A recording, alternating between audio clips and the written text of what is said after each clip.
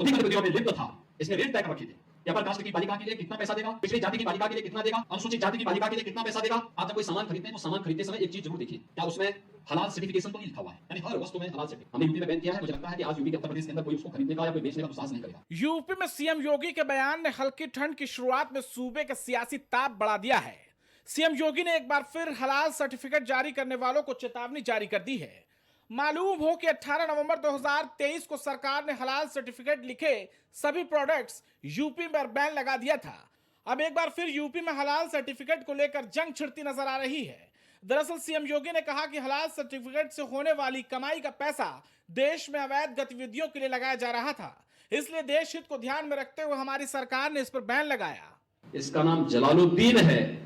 ये धर्मांतरण करवाता था और राष्ट्र विरोधी गतिविधियों में लिप्त था, तमाम प्रकार की राजक गतिविधियों में लिप्त था। इसने रेट तय कर रखे थे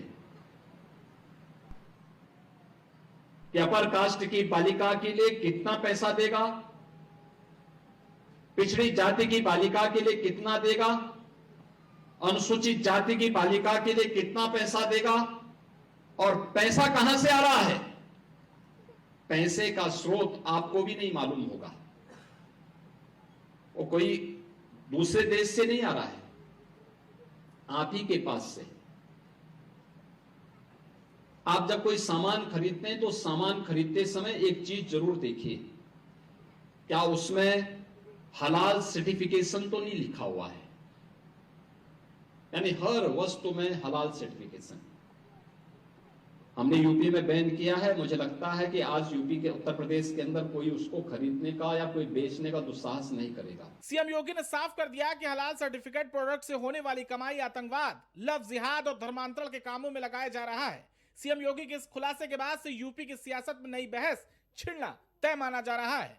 इस सारा का सारा पैसा आतंकवाद के लिए, लव जिहाद के लिए और धर्मांतरण में दुरुपयोग होता है, और इसीलिए उत्तर प्रदेश ने इसके खिलाफ बड़ी कार्रवाई प्रारंभ की है कि हलाल सर्टिफिकेशन के नाम पर भारत के उपभोक्ताओं का शोषण करने वालों के खिलाफ सख्त कार्रवाई होनी ही चाहिए। और इस कार्यक्रम को हमें भी सतर्कता पूर्वक देखना चाहिए। कोई सामान खरीदते हैं तो जरूर देखिए कि जीएसटी हमें देना है। सीएम योगी का हलाल सर्टिफिकेट वाले बयान पर ऑल इंडिया मुस्लिम जमात के अध्यक्ष मौलाना शहाबुद्दीन रजवी बरेलवी ने भी अपनी प्रतिक्रिया दी। हलाल सर्टिफिकेट का मुद्दा हमेशा छाया रहा है और अब मुख्यमंत्री योगी आदित्यनाथ जी की तकरीर के बाद में एक नए सिरे से शुरुआत हो गई। मैं शरीयत की रोशनी में बताऊं कि जो हलाल सर्टिफिकेट दिया जाता है इसकी कोई हैसियत नहीं है। हलाल के लिए जो शरीयत ने शर्तें रखी हैं बस वही सही है, दुरुस्त है, और उसी के जरिए हलाल हो सकता है। और ये कागज के टुकड़े से और किसी के सर्टिफिकेट दे देने से कोई चीज हलाल नहीं हो सकती।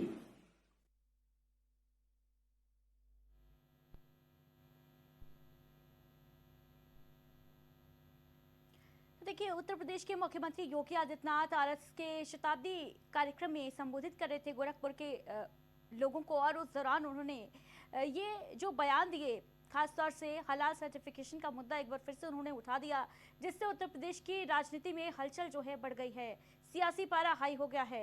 हलाल सर्टिफिकेशन पर उत्तर प्रदेश सरकार ने साल 2023 में 19 नवंबर 2023 की तारीख को बैन किया था।